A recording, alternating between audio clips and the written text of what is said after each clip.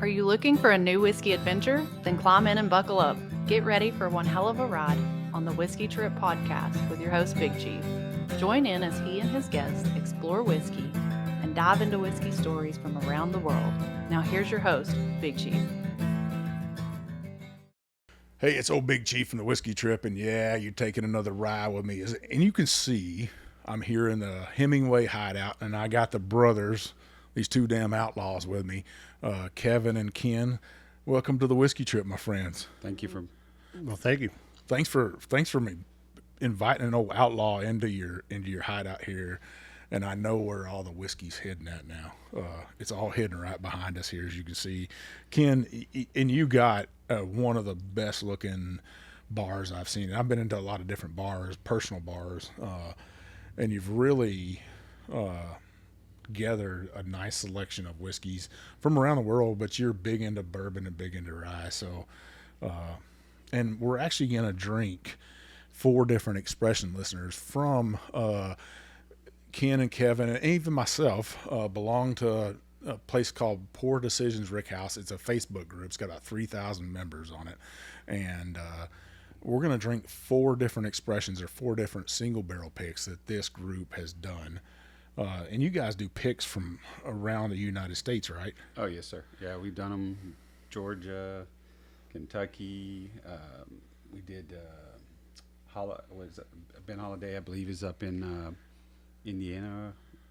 Missouri. Missouri, yeah. So we've done them all over. We try to get where we can get everybody involved in them, from the area. So it's not just the same people here, doing the pigs. Well, that's not what we're here to talk about. That's the whiskey we're going to drink on here, and we're going to kind of go into that, those picks. But what we're going to discuss today, and I wanted to have these two guys on to talk about whiskey marketing and how people do that. And when I'm talking about that, I'm talking about podcasts like myself, YouTube channels, Instagram, Facebook lives, magazines, radio, TV, in-store picks, in-store bottle signings, and in-store bottle shares, and even those whiskey festivals out there that people like to go to. And there's so many of them. But we're going to really deep dive on that subject tonight and get into it and drink some whiskey and have a good time. I think it'll be a good discussion.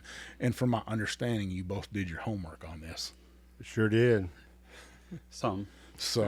Well, what's this first pour, Ken? Okay.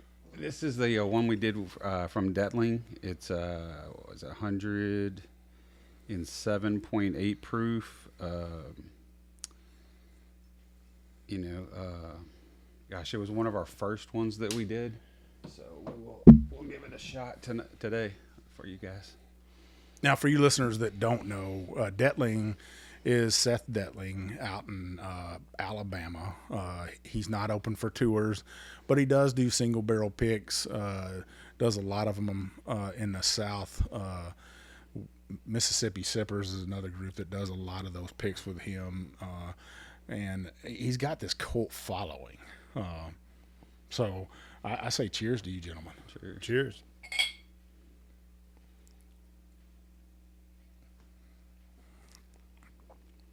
That's pretty tasty right there. Yeah, Seth is making some good stuff. Yeah, his steel is outside. It's just under a cover and it's not really what you would think of a traditional steel. It's almost like a moonshiner setup and stuff.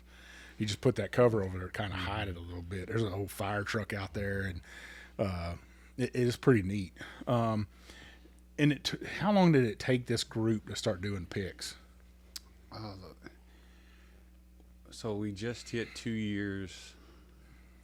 So I would say we did our first one 3-4 months in to the group. Once we started establishing enough people in the group, I think once we got around 500, we did our first one. Yeah, you guys, I'm gonna move this real fast, listeners. Get a little sound there. You think that a group, you guys have done a lot of picks already in 2 years and stuff, and I love to see that. And you're not just doing the same pick over and over and over and over again. And I've seen group do pick after pick after pick from Seth. It's like I said, he's got a cult following.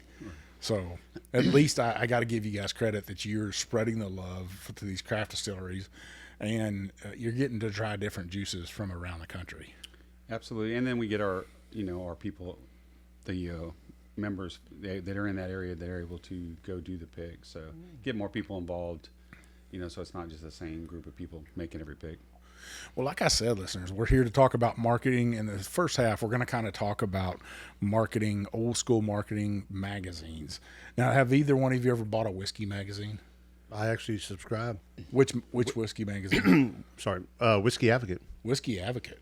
Yeah. And so, where did you learn about Whiskey Advocate? Was it at like a festival or something? Just kind of researching whiskey and kind of to get more knowledge and what's out there for knowledge. And Whiskey Advocate come up and just subscribed, and I've been 3 years now. 3 years. 3 years with them. What about you, Ken? No, sir. I've flipped through a couple of his magazines and looked at it, but no, I'm not a print person.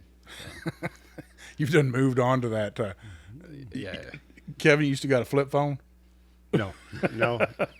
iPhone 15. Well, I'm just saying, you got a magazine, you got to flip and stuff, and those ads, they cost money when somebody wants to be in that magazine. And I did some research, and I didn't think that the whiskey magazines would work anymore, because you are after subscribers, and our nation we're more fast paced these days. We want all of our information like right now. So my thought was, do these even work anymore? I mean, obviously they do, because you read from them and stuff. Do you get anything out of them though? A lot of what I like for Whiskey Advocate is they rate them on a scale of 1 to 100, and so different things that you see that you might want to try, and people say, oh, it's a 95 rating, and then it gives some tasting notes on it. So if it's something that fits your profile that other people say, that's what I look for. It is 90% advertisement. It really is, but there's a few articles in there that'll kind of go into backstories of small distilleries, restaurants, stuff that, tourism that you might be interested in. So. That just drives me insane, that you're listening to somebody else about ratings and stuff and not just listening to me. Well, I go to you first, but I was hoping you would just listen. Nah, I always tell people, don't just listen to one person about that, because it's just my palate, right? If I review a whiskey, and I want people to get a little bit of everything out of something. And if you look at a bunch of different reviews, then you could kind of take the average and say, okay, everybody loves this. Mm-hmm. People, if you took the average, you could go and get that average and say, okay, this is okay, or this is bad. Unless it's something like, I'd say Russell's Reserve 13 was a bottle for me that I was like, it's good, but everybody raved about it. Look, this is the whiskey of the year. This is it right here. And it was like July when it came out. And I'm like, there's no damn way. No way. And you're in love with a brand. You're in love with that right there. And I couldn't believe it. And it was mid-tier for me. It wasn't my whiskey of the year that year. And it was marketing that did that, I think. Because you have all these social media people like myself, and they're the ones that push the agenda and stuff. And I think magazines, you said it's ad after ad after ad. Very heavy, right? Very heavy. Yeah. Does that bother you? There's not more articles in there? It does to some degree for what you pay, and you get it quarterly. And, the first 20 pages are advertisements for everything. Even some festivals that you're never going to attend. But, I wish there was more, like, articles on the distillery or the master distiller or just the product in general, but it's very heavy ad. Do you feel like, Ken, you're being marketed when you like walk in a whiskey store? Oh, absolutely. Someone being from retail, I mean, they put it out there, what they're trying to sell you. It's what's stacked on the floor, it's on the end of the aisle. It's got the nice signage and the point of sale material on it that says, hey, look at this, or if it's a celebrity, you know, they got the celebrity cutout standing there in front of the product, you know, to market it, because hey, I love that country singer, or I love this actor, you know, so someone automatically thinks that's going to be doing. So that's definitely, I mean, you walk in the door, and that's how it's set up. You know, they're going to have their regular shelf stuff, and you know, just in regular retail, you know, the stuff that's going to make them the more money is going to be at the eye level. You know, the stuff that's wanted, you know, then the stuff that they're not making as much money will be down or out, but what's paying the bills is, you know, going to be out there. One of my jobs is to analyze risk for my regular day job, right? And I analyze a lot of numbers. And whenever I walk in the store, my analytical brain turns on. And when I see end caps just full of something, or those signs, or the center aisle where I can't walk down and actually peruse the whiskey aisle like I want to peruse it, I'm like, look at this big pile of shit right here that I'm going to have to look at. And they are spending massive amounts of money on that marketing because, number one, it might not be that great, right? I would point out that Traveler, some of the worst reviews I've seen on a whiskey come out in the past 2 or 3 years. Would you both agree? Yes. It wasn't the worst whiskey ever. It just kind of didn't hit the mark of what you thought that Chris Stapleton was going to put out. You know, a blended whiskey. You thought he's from Kentucky, 100% Kentuckian, Kentucky whiskey. That's what I thought. And it would be high proof because he's kind of high proof, right? But then they come out with that. But you go into a store and it is Traveler stuff everywhere now. And it's almost too much for the consumer, I think.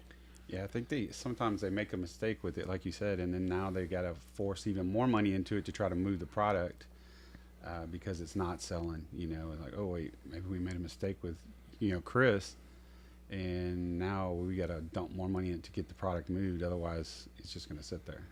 Well, that kind of leads me into the next segue and into the next kind of top of marketing is bottle signings, right? And you got some bottles in here that sign and stuff, but I would say your average listener doesn't know who the master distiller of even Wild Turkey.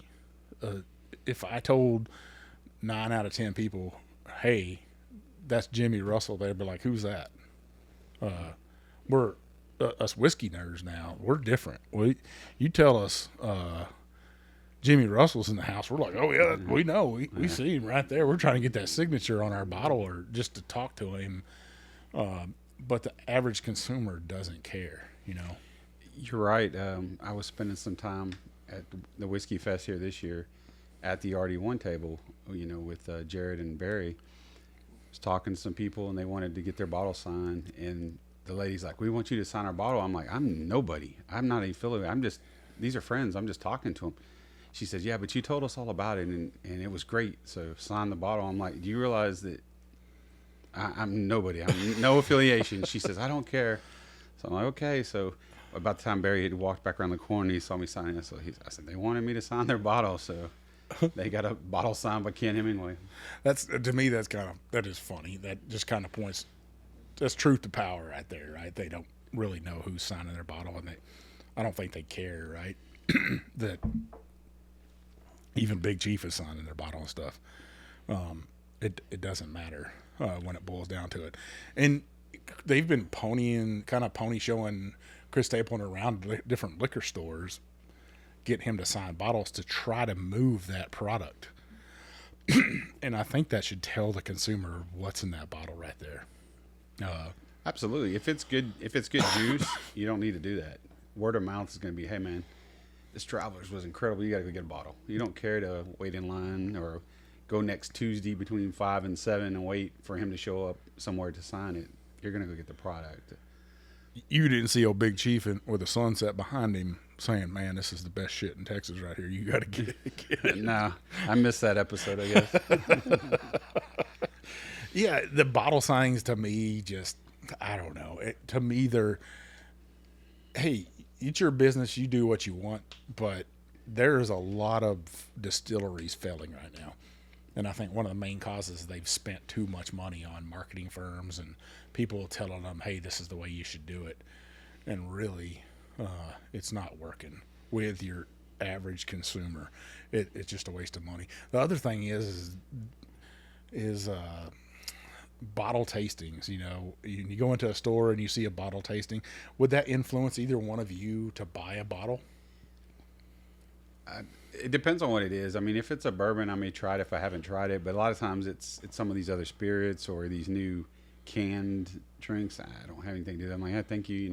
I'm not into that. But I don't. I think to me it does, because if it's something I want to try and I have the ability to try it without having to, say I'll waste $50, $60, $70, I will. And I have bought stuff that I have tried. 10th Mountain Whiskey. Never heard of them. They come to Beaumont, tried it, actually bought a bottle. So you think there should be maybe more of those in-store tastings? But a lot of in-store tastings are like in the middle of the day. And I'm like, who can go to that? And then go back to work, right? And go back to work, yeah. No, I agree. I think that's probably money more well spent than just throwing it on cardboard and signage and, stacking it out. Yeah, that all looks pretty and everything. But to Kevin's point, if I'm considering it and I can try it before I buy it, that's a rookie mistake when I got into bourbon was I went and bought these bottles everyone was talking about before I ever tried them, and some of them were like, oh man, I should have saved that money. I shouldn't have bought that. So yeah, to me that would be if I was the marketing person for one of these companies, I would look more into that than just throwing up signage and all that. Yeah, I think to me it's got to be at the right time, because how out of 100 people come into a liquor store, how many people are a whiskey drinker, right? And are you going to get a vodka drinker? That's all they drink is vodka. Are you going to get them to try that whiskey? Then that's one of those things that goes back to who you selected to, how personable is that person up there? Are they just there to draw their paycheck and like, if you want to try it, you can, if you don't, oh well, they got to be able to talk to the customer and the consumer coming in. It's like, hey, I understand you like, but this is the stuff that you really want to try, and it's free to try. So, you get me in a store doing whiskey tastings. Now, I move some whiskey because I'm gonna talk to people. That's the key, yeah. I'm a mover and a shaker, and I want to people. I want to sell it. I'm gonna upsell as much as I can possibly and stuff. But it's almost like when you go to Sam's Clubs or Costco, and they got those people on Sunday giving out samples and stuff, and the ones that are just a dud on a log, they ain't moving no product. No. But I walked into HEB here in Texas, and a lady was selling these like bottled mimosas, and she was she was like, oh man, I bet you would love this in this Texas heat. I was like, let me try that. And she was like, do you have a pool? I was like, I do have a pool. And she was like, this would taste great in your pool. And she put that image in my head, and I was like, man, this would taste good in my pool. Yeah. Give me some, man. Yeah. That salesmanship, I think, goes a long way. So I still think those bottle tastings can be a hit or a miss for a company. And you got to know who is marketing your stuff, Yeah, absolutely. But then to me, I was look at, how much money did they give Chris Stapleton to, put his name on this bottle? I mean, the millions of dollars they probably gave him that they could have used to do more. But to your point, it's the person that's standing behind that table is going to sell it or not. Well, ROI, right? Yeah, return on investment. Yeah. You both work in retail, so you do know this. One of you works for Lowe's and one works for HEB, and you both know that you really gotta. Some products you don't have to have. It's like DeWalt. Does DeWalt have to have all them signs and stuff, or do you have guys like me? I'm a DeWalt whore. I own them. If they made a tractor that was DeWalt, I'd probably have it, just because it was yellow and black. I'd be like, yeah, that's DeWalt, baby. No, you don't. What you need is that salesman on the floor that upsells them from the lesser brand to that one. Say, hey, this, you're a DIY, or you're a pro out there, and of course the pro is automatically going to get the best, but that person that's borderline. Well, I do a lot of projects at home. Then that's where your salesman comes in. The signs are great, but they're not what's really gonna like you said, you're going in there for that brand. If there's nobody there that sign's not gonna change your mind. I don't even want to talk to anybody, a salesman anymore. I want to go in there and be left alone. Right. I just want to get my stuff and walk out, because I'm already researched the hell out of it before I get there. It's like whiskey. If I see a whiskey that I see other social media folks talking about, other influencers, I've probably already researched it, and I go there, and that's the only thing I'm going there for. You can talk to me about anything else, and I'm not going to listen to you. Unless you're some amazing salesman, you better be good, because I probably know more about whiskey than anybody at any liquor store, or pretty damn close to it, right?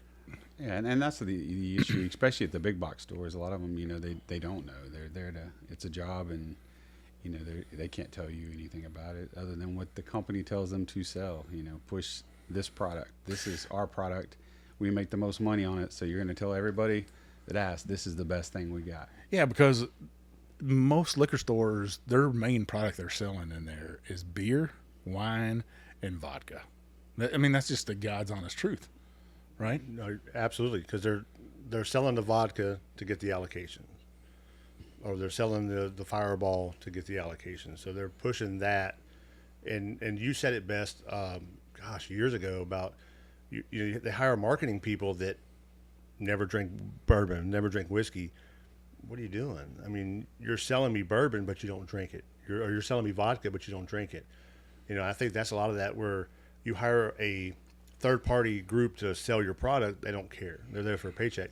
But if you have the master distiller telling you, hey, this is blood, sweat, and tears that I personally put into this bottle, and the story behind it means a little bit more. Yeah, I definitely love that. Well, listeners, we're going to do something a little bit different today on this episode. We're going to take quarter breaks here so we can refresh our pores, and we'll come back. We'll continue this discussion, and we're going to have another pour. I haven't drank that much whiskey. My tongue just got tied there. So I was in the pool earlier, though. So stick with us, and we'll be right back. So we're back, and Ken, you poured us another pour here. What's this right here in our glass? All right, this is from Augusta Distilleries. It's the Buckner's 10-year, and we did a collaboration pick with the Sprayberry Bottle Shop out of Georgia with this one. I just got this one in, I think, a week ago. So now, Augusta, Kentucky, I got to tell you, is right across the river from Ohio, and it's super beautiful, high bank on both sides of the river and stuff. And what they're kind of famous for right now is that Alex Castle, she used to be the distillery supervisor at Wild Turkey, and she's from Baghdad, Kentucky, but she learned under Jenny Russell and Eddie Russell. And she got called away from Kentucky to go down to Memphis, Tennessee to start up a new brand called Old Dominic. And Augusta called her and said, hey, would you like to come up here and be our master distiller? And she wanted to move back home to Kentucky. That pool of the Bluegrass State is mighty powerful.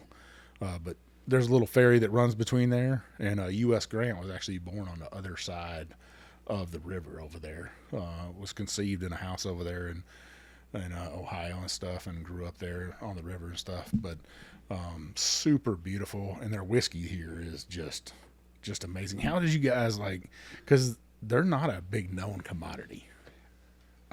Like I said, we have lots of members that are over, and one of our actually it's a husband and wife. They're well with that liquor store, and so we've actually done a few picks with them also, and she just worked it out with them. We were able to get in on it, and it sold quick, so. Man, this has got some heat to it. It does. It's a 126.6. Ooh, baby. This is a heater right here. Oh yeah. Yeah, this is like a Nolan Ryan fastball at you. Did I explain that well enough? Oh yeah.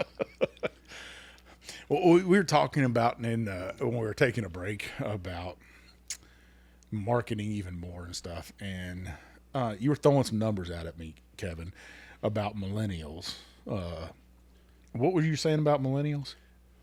You can't lie to a millennial because they're the most researched group of shoppers or individuals. They know before they go into a store, they've already researched what they want to buy. And the one thing I researched was when it comes to influencers, they said that they polled people and about 84% believed what the influencer was saying. So they were going to use their purchase off of what the influencer said. I mean, I'm an influencer, and I believe that 100%. The thing I can understand is big brands still don't understand that. And I think mainly is because the marketing firms that they have hired are pushing them in the wrong direction. When you have influencers that would push in a different direction, right, and are the voice of whiskey. No longer do I believe that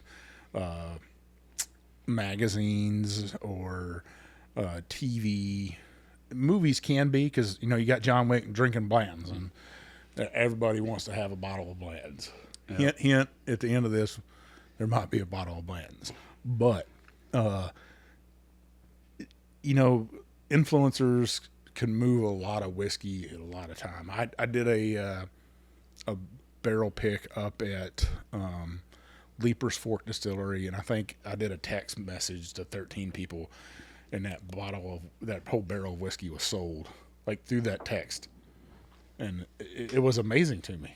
I think Leaper's Fork was rightly so. They were amazed too but they already had a cult following. But you get an influencer behind it. Says usually if I put my name behind something, people will believe in it. Okay, well if Big Chief is saying it's probably so. He's probably looked at it from every different angle 100 times over, and tasted it several times and says, hey, this is good.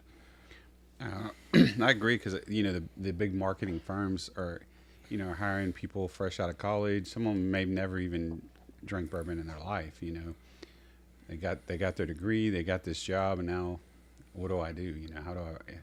So they're going that old textbook. Okay, this is how we need to market this stuff. Versus these companies sending that bottle out cost them $30, $40, $50, to an influencer that gets on there and does a review. And, whether you have 100 followers, or you get 10,000 followers or 1,000,000 followers, you can definitely influence, to his point, if it's 80% of the millennials, and if, you got 10,000 followers and 40% of them are millennials, well, now you just sold a ton of bottles for this company. I'd ask a distillery one time. I said, they were like, how'd you find out about us? And I was like, off Reddit. And they were like, what's that? And I was like, how do you not know what that is, right? How do you not know what TikTok is? Why don't you have a TikTok account? Why don't you have an Instagram account?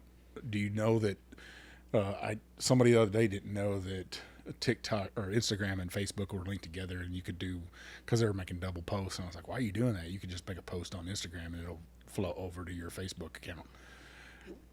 It seems like these companies are being steered in the wrong direction to me, and I wish they would take the time and stop spending millions and millions, probably billions of dollars on marketing when they could save a lot of money. And the only thing it costs a distillery for old Big Chief to come in to their distillery is let me drink some of your whiskey, and I'm probably going to ask you for a giveaway for my listeners out there and stuff. Excuse me, but that's it. The marketing firm is all about making money, so they don't want to push the big company to, hey man, just send your bottles out and let these people do it for you, because then they don't need them. Yeah, to your point there about marketing, it probably is just those old school people that have been at the company forever, and they're used to doing marketing a certain way. They're used to spreadsheets and doing bottle tastings at stores and bottle signings, and they've did it for so long. They've got brand ambassadors they've had for a long time, and those brand ambassadors, some of them are good friends of mine, but I just think we're at a point in time to where marketing has to change to grab more consumers, especially with everything else there's always being something that's different, right? it's like one of these is a Buff Turkey bottle, right? Correct. The whiskey blender one. I can't tell you how many people are doing the same thing. Do something different, brands. Do something different that not everybody else is doing. You're trying to ride that wave. And I've heard brands out there be like, oh, I don't want to be like that brand. But then I watch that brand do the same thing in other brands that they were complaining about doing. So I don't know. Marketing has to change, I believe, to hit those millennials, to Kevin's point of you can't trick them. You can't fool them. They want transparency and they want it now. They probably know everything about your brand before they even walk in the store to get it and stuff. And they want to go in there and get it and get out. Yep. They don't want to spend hours and hours and hours in there perusing and stuff. Right. What a great discussion for the first half here. I think we covered a lot on marketing. And on the second half, we're really going to get into some different marketing with some stuff that we really love to do, but is it running its course, right? And are the whiskey nerds, kind of tired of certain things, and now they're going to find different things to do within whiskey. So stick with us. We got a giveaway, possibly 2 giveaways. We'll see what happens here, how much whiskey we drink. And we're going to do 2 more pours here. One of these is a cult classic right here. The Whiskey Blendery is getting a lot of looks at lately, and I'm glad we're going to drink one of the pours from there. So stick with us. We'll be right back. Leaper's Fork Distillery is an artisan distillery working to bring back the history and heritage of a small batch whiskey production to Williamson County. The distillery crafts premium spirits using local ingredients and limestone filtered water to create superior spirits with a signature taste. Yeah, I love their wheated bourbon. Leaper's Fork Distillery is characterized primarily as a low-volume, low-impact concept of production. They are excited and honored about bringing back a lost art and industry to a county that always puts its history and heritage at the forefront. Visit them today at leapersforkdistillery.com. All right, listeners, we're back for the second half, and I got Ken and Kevin Hemingway, and I'm here in the Hemingway Hideout here in Bridge City, Texas, a place for only outlaws. And I got these 2 jokers right here, man. They're definitely outlaws and stuff. And we're talking about whiskey marketing and what works and what doesn't work, right? And I guess one of the things that I say doesn't work is, and you were talking about millennials, they can see a fake a mile away, right? And I think fake influencers, you can tell they're a fake influencer. Does that person really drink whiskey, right? Yeah, no, we like I said, we started listening to several different, just going through finding these podcasts, and I can't remember the name of them. I'm not going to throw their name out right now anyways, but everything they tasted had the same tasting notes.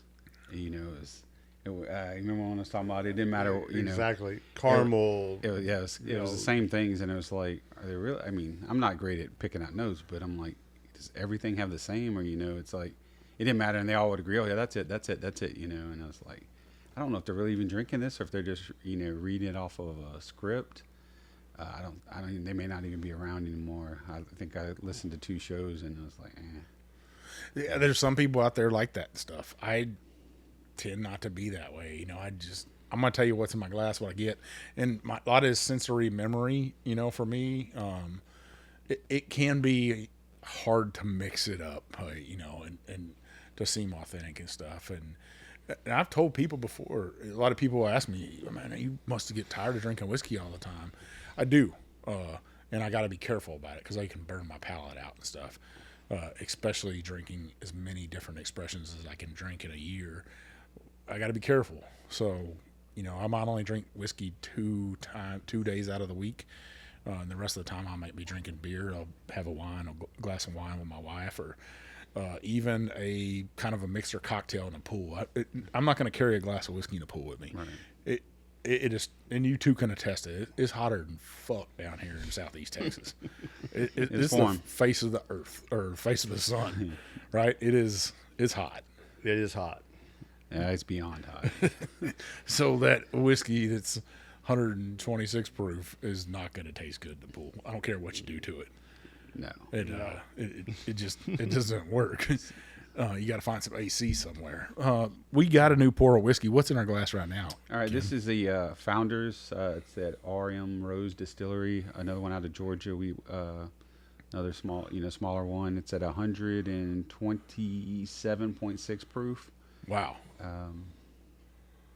Like I said, I like this one. Yeah. This has that big punch of root beer for me. it's funny you say that because that's what it smells like now. Exactly. Yeah, I was trying to think it earlier when I was nosing it, and I was like, man, that has it. But yeah, it's like you cracked open a can of root beer and just poured it in the glass. Yeah, not Barks root beer either. A&W. It's got to be a certain brand.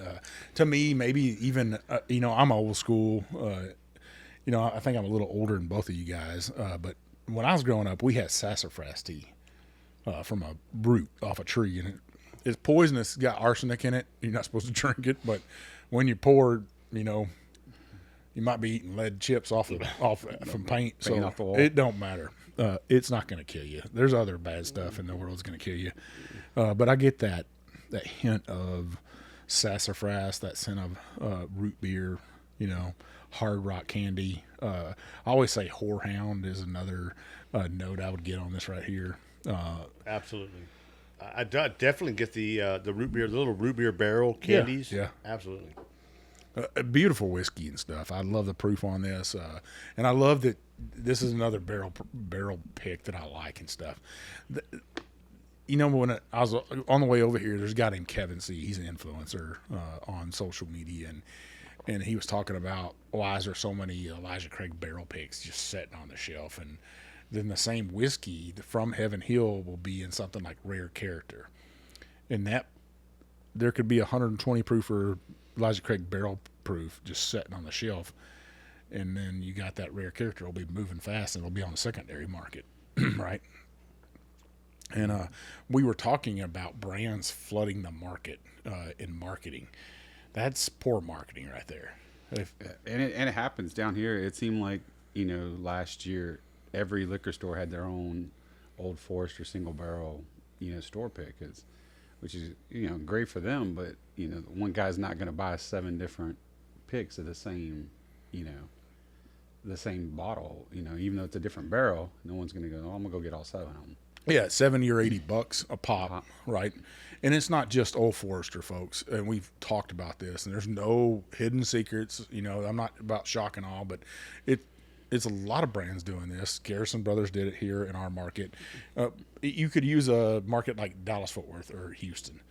You could even do that there and have too many picks at different stores. Let's say there's 10 different stores there by 10 different owners, and you put a Elijah Craig barrel pick at each one of those. A guy can't have all 10 picks. Right. There's just not enough to go around. RD1 did the same thing. They put a bunch of picks in an area, and a guy has to make a decision, right? What if he likes all the picks that were done? He's only going to be able to, and he only has $70 or $80. Yeah. What's he do?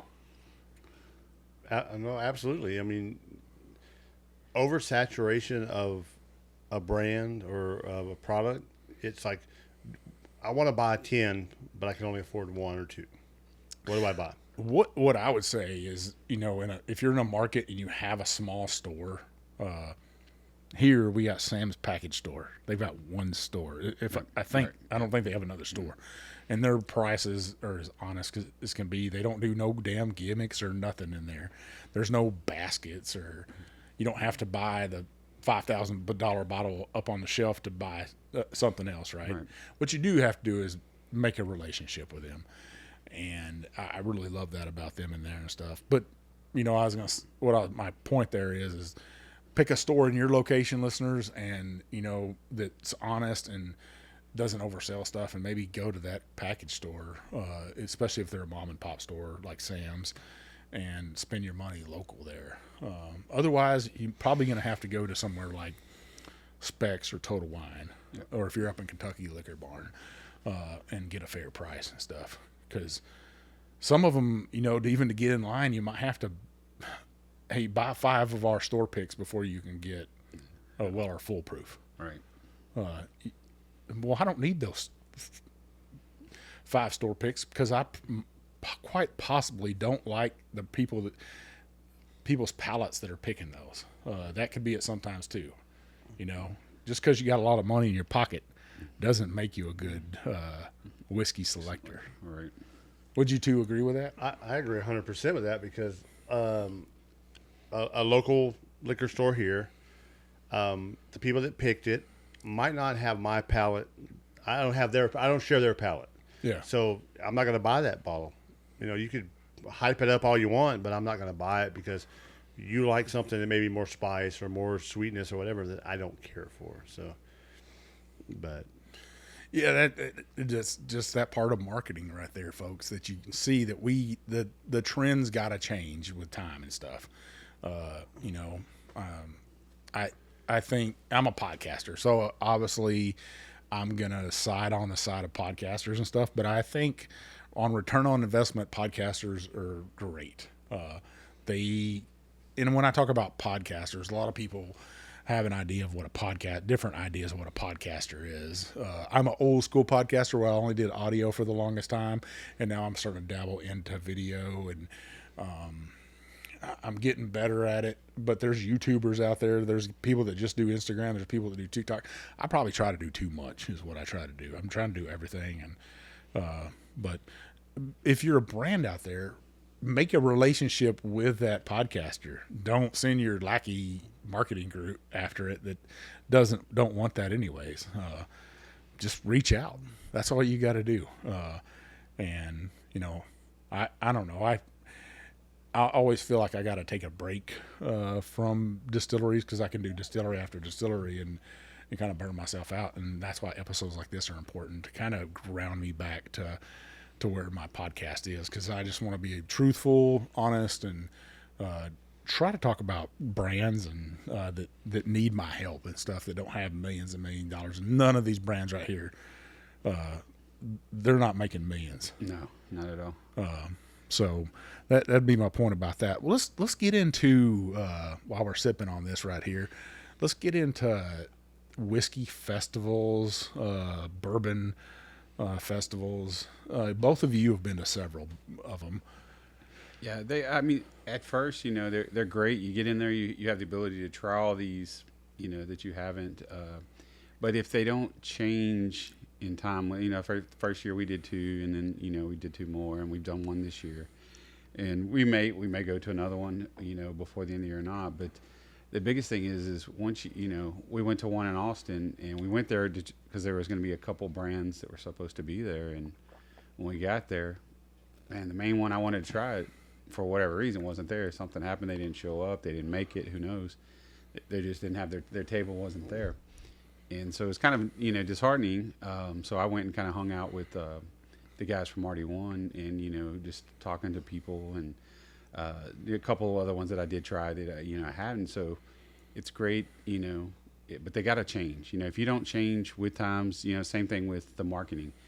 If you do the same thing over and over, you know, and everyone else is changing and you don't change, you're going to get left behind.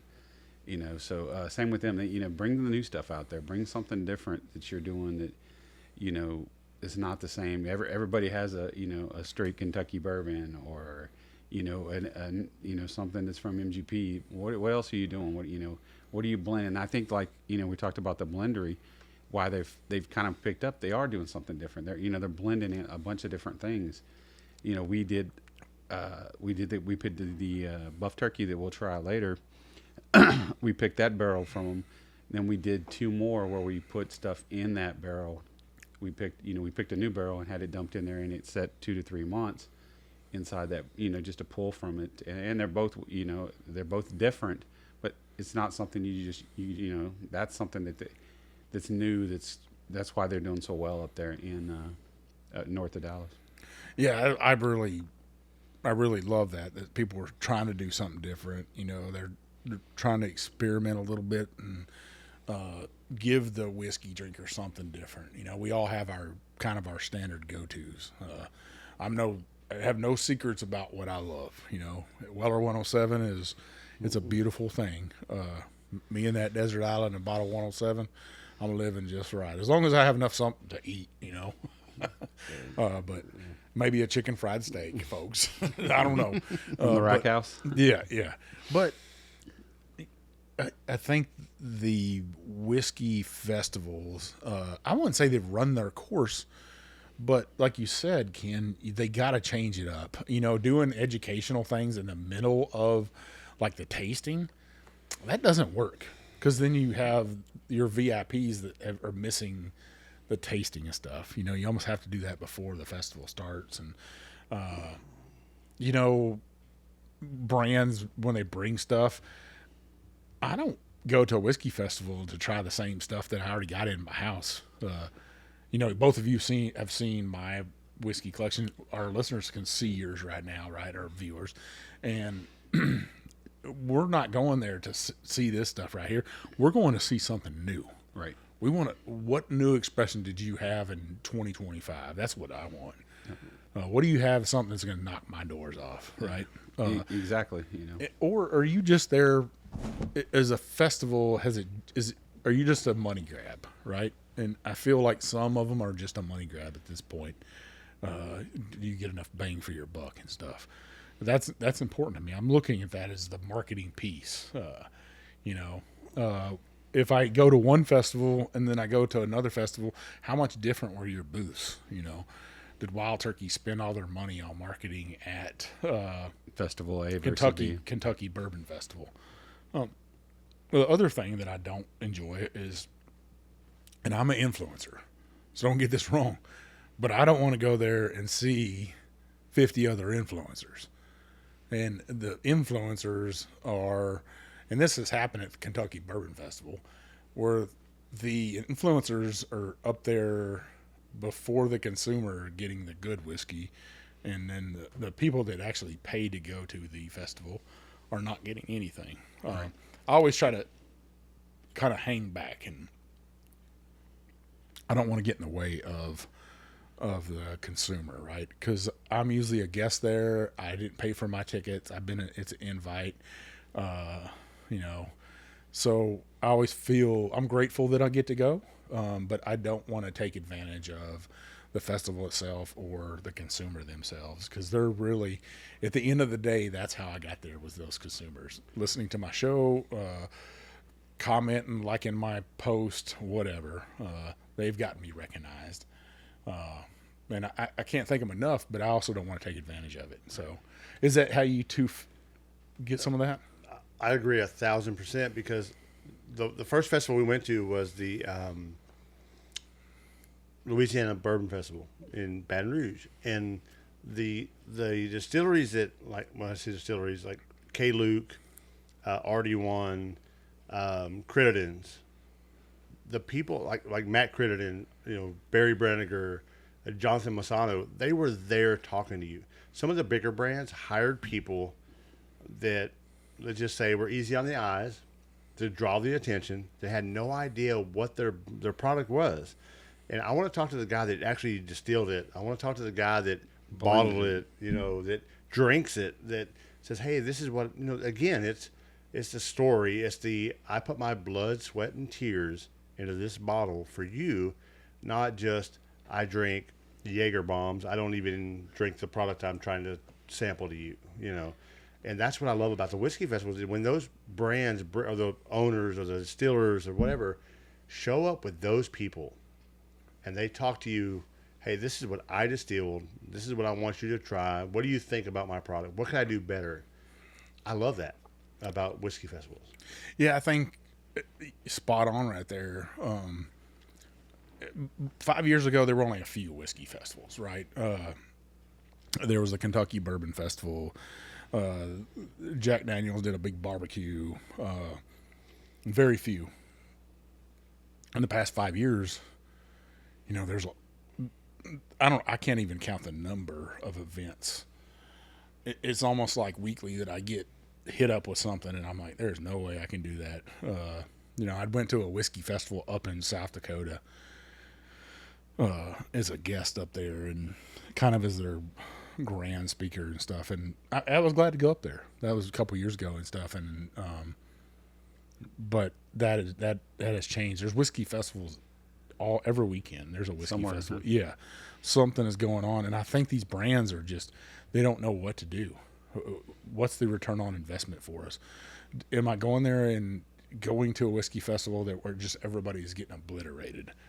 And I've been to one of those and stuff as a social media person, and I wouldn't say I felt unsafe because I'm a big dude, but I mean, I try to, and you've both seen me at whiskey festival before, so you know how I dress. I try to dress nice looking. I'm trying to represent my brand, and not only that, I'm trying to represent the festival itself.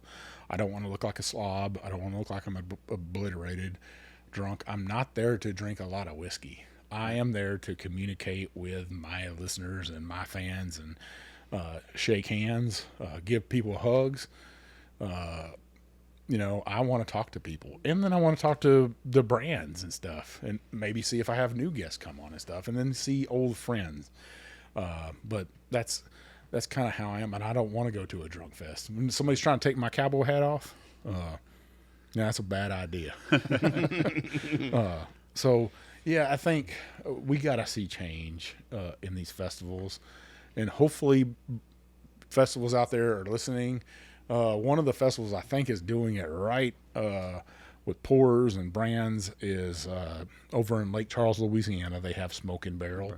And I believe that is a festival that is on the right path and are always looking to do something different. And I really love seeing that out of a brand. There's whiskey festivals that I've loved in the past that I'm not in love with anymore. Just they are falling by the wayside, and somebody else will be there to fill their shoes, I think. So yeah, that's marketing 101. We're going to take one more break, and we're going to do this last pour right here. And then we're going to talk about some giveaways possibly, and see if we can get some lucky winners out there. If you got to follow the rules. You got to enter to win. Whatever the rules are, the whiskey's going to go out, and people are going to win it.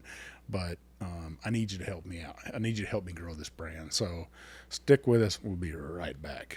All right, listeners, we're back for the fourth quarter here. We're in the Hemingway Hideout. We've had several pours. I've had several bottles of water. I peed once. Hey. This has been a great episode. We've been talking about marketing and what works and what fails and stuff. We got one last pour here. What's this one last pour? This is the pick we did. This is our first one we did with the Whiskey Blendery. It was a buff turkey barrel. It's the KY Rodeo's 15-year barrel. It's 129.2 proof. Now explain to those listeners out there that don't know what buff turkey is. All right, so I want to say it was like 2009 or somewhere in that range. They were redoing the stills at Wild Turkey. So they took their barrels to Buffalo Trace, was going to distill the stuff for them. They put it in at the wrong, they do, I guess, at 125 proof, and I believe Wild Turkey does 110. Yeah. So they distilled all these things in at 125 proof, shipped them back to Wild Turkey, and they're like, whoa, this isn't our deal. So they left them in the warehouse, and then Wild Turkey, I guess, changed hands, Diageo bought them. And so then they sat in this warehouse for a while, and then they decided to sell them.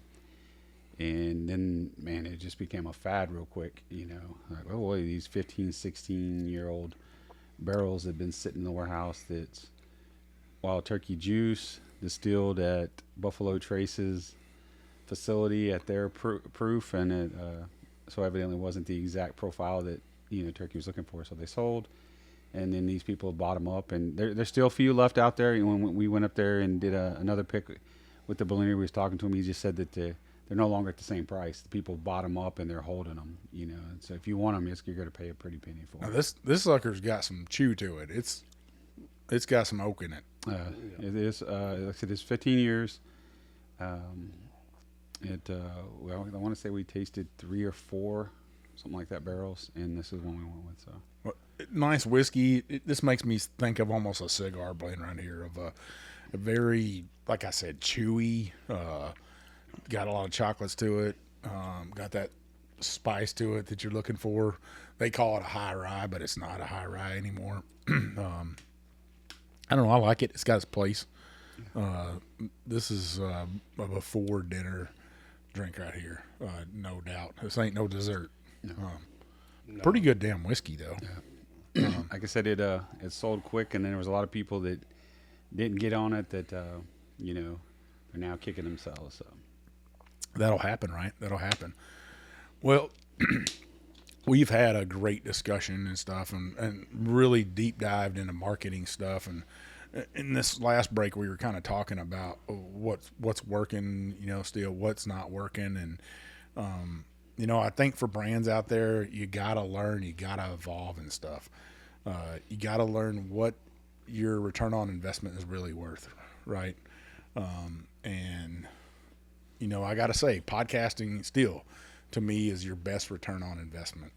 All day, every day. Another good return on investment, and I was glad to see RD1 did this. Barry Brenniger and you guys reached out to me and said, "Hey, Big Chief, could we do a bottle share over at your place?" And we get some people together, and RD1 would be there as a guest. And I think brands like that, some people were amazed that he was over at the house and stuff. I wouldn't say to me that he's been the most famous whiskey person at my house. I've had some other folks there that just would blow people's minds and stuff. But I've never taken advantage. Hey, could you sign this, or could you do this for me?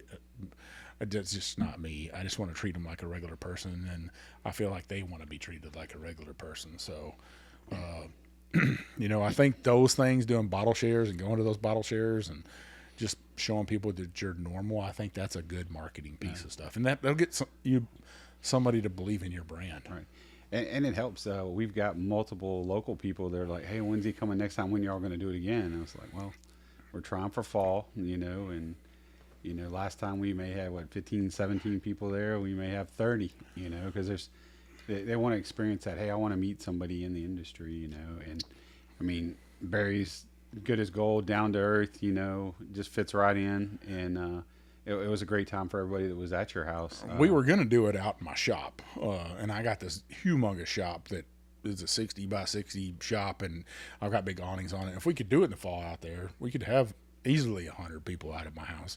It just got us to be right day. That night it was pouring rain. Yeah. I mean, it was pouring rain. Actually, somebody drove through my grass, and I'm very particular about my grass. Left a rut in my yard, and I was like, "Oh my God, I'm about to kill somebody." But stuff happens. But I think that's thinking outside the box of RD1, and I know other brands are doing that. You know, my good friend, my colleague Menton, doing ghost tours, you know, and drinking whiskey on ghost tours and stuff. That kind of stuff is thinking outside the box and getting different people involved in whiskey and stuff. And I think that's a good thing.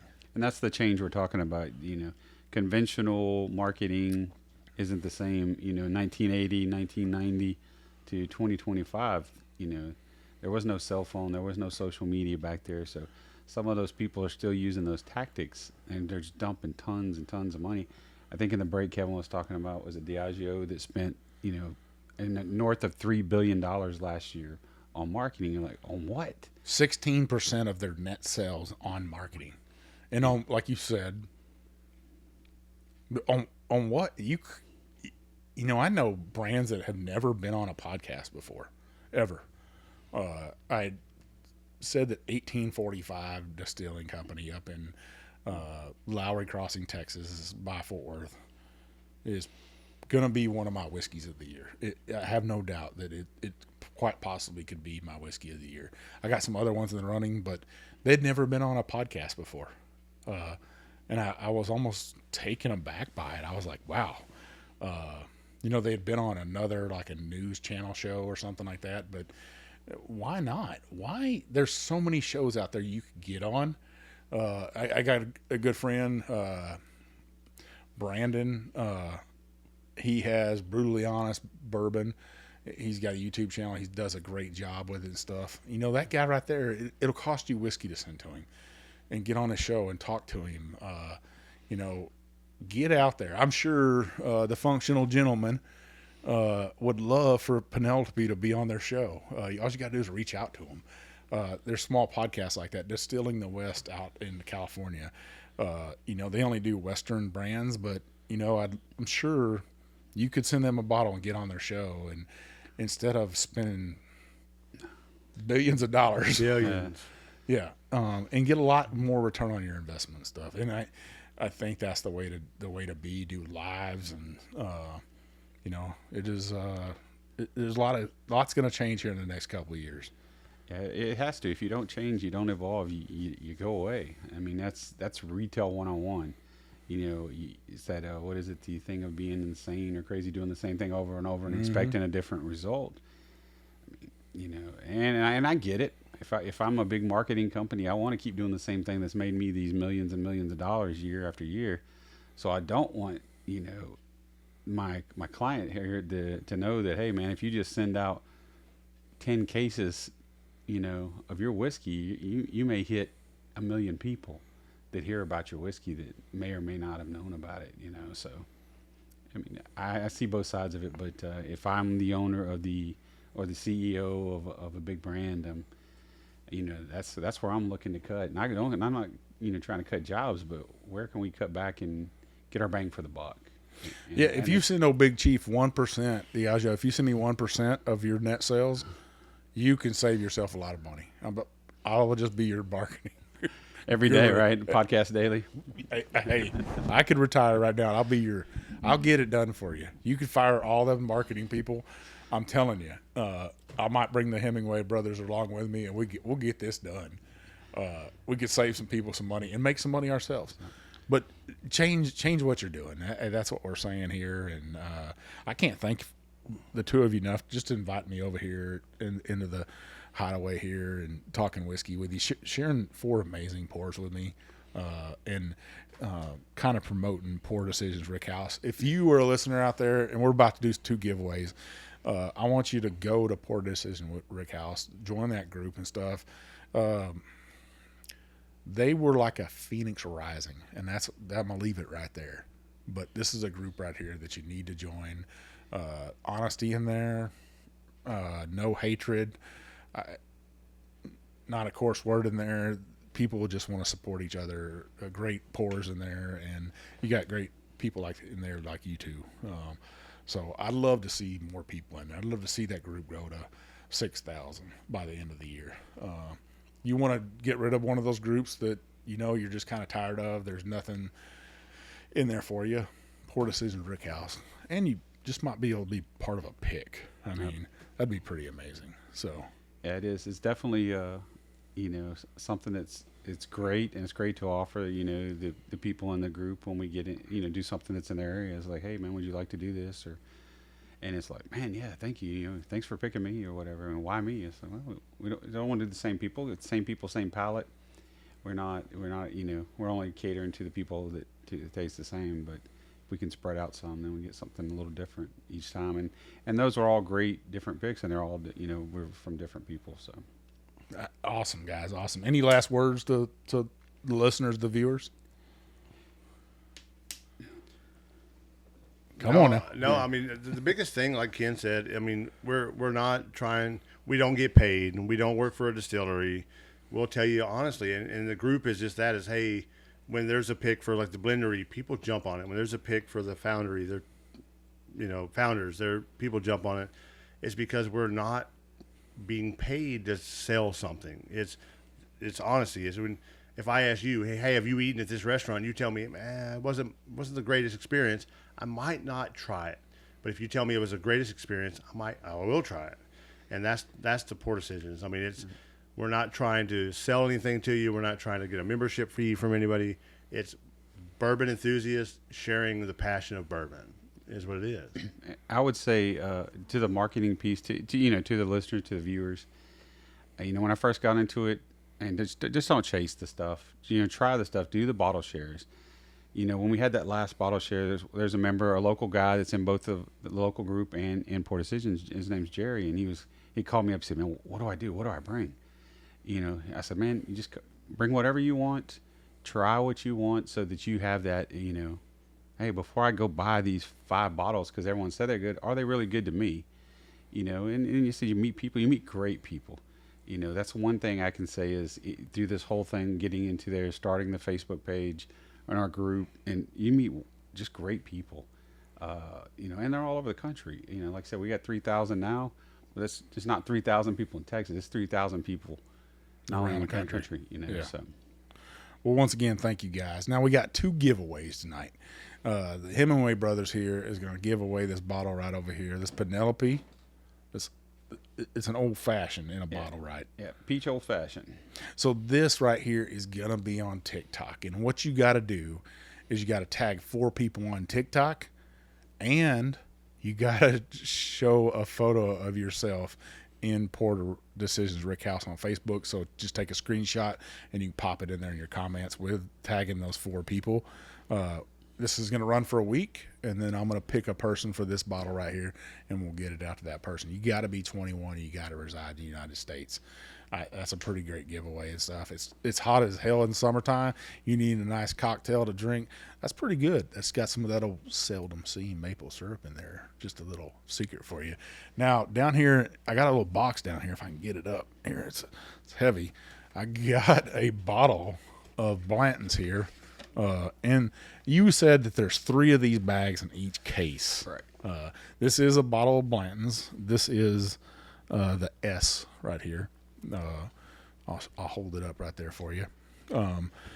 This right here is going to be on YouTube. I want you to tell me your favorite rye bourbon and tag 4 people on there. It's going to go for a week, just like the other giveaway. On Monday, I'll pick a person. You got to be 21. You got to reside in the United States. If you don't enter, you can't complain. Right, guys? You both have won one. Correct. Oh, what a great bottle. And I think I'm at 14 or 15 weeks right here of giving stuff away. This is from my own whiskey shelf right here. That's from Ken's whiskey shelf. I said I like to share my whiskey with people. I'm a man of my word. I want to share my whiskey with you. And I get my hands on these all the time. So I paid market price for it, so I don't feel bad. Do not tell Miss Viv that I'm giving this away. She's going to kill me. But I really want to give back to my listeners. I don't have Patreon. I don't ask for a subscription. I do want you to subscribe to the YouTube channel. You know, if you're going to enter to win this, but please enter to win one of these right here. Follow me on all the social media platforms. Where are you guys on social media at? I'm just Ken Hemingway on Instagram and Facebook. We got to fix that. God almighty. I'm an old man. We'll call him Bighorn Ken or something. I don't know. Who are you on social media? Kevin Hemingway on Facebook and Redfish Chaser on Instagram. See, the Redfish Chaser. Come on now, Ken. He's a young man. I'm an old man. You're young. You're a young man. Well, I am Big Bourbon Chief on Instagram, but you can find me at the Whiskey Trip on Facebook, on Instagram, on TikTok, and now YouTube. Please go there and follow me. Invite your friends to follow me on Facebook. I just hit 7,000 followers. My goal is to get to 7,500 followers on Facebook before the end of the year. That is one of my goals. I want to hit 500 subscribers on YouTube before the end of the year. That I got goals. I'm trying to reach them. I'm trying to be better at posting and stuff. Please help me out. Tell me what you want to hear. Leave me those reviews. Write me a review on Apple Podcasts under the Bourbon Life. Listen to Matt and Mark. They put out great shows. Leave us that 5-star review. Leave those comments, and then copy them over to Facebook. Those help open up the doors to places like the Hideaway right here. Get great whiskey in my hand. Get that great whiskey in my big old belly. Let me have a great time. But it also lets me bring you a story. This time it let me bring you information, in my opinion, and the Hemingway brothers' opinions about marketing, and try to educate you a little bit better there, and maybe help some craft brands out that are struggling or trying to find their way with marketing. So keep listening to me every week. Don't forget these giveaways. This is Old Big Chief, and thanks for taking this ride with me.